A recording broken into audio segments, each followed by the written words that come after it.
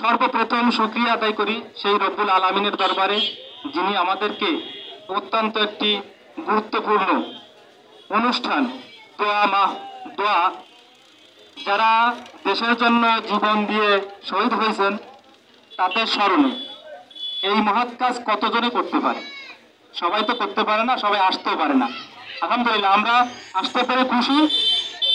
বিগত দিনে যারা আসতে পারেননি তাদেরকে দাওয়াত দিয়ে রাখলাম, এরকম অনুষ্ঠান যখন হবে আপনারা সবাই চলে আসবেন।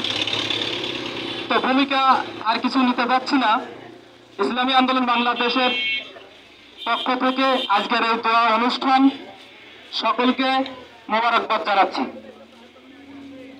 ইসলামী আন্দোলন বাংলাদেশ কেন করব? ইসলামী আন্দোলন বাংলাদেশ চাই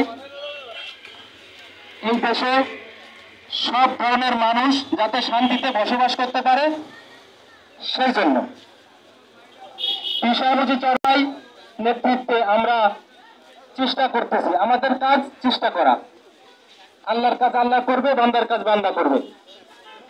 তো আমরা করতেছি, আপনাদের কি মনে চায় না ইসলামী আন্দোলন ছায়াতলে এসে সুন্দরভাবে কাজ করতে?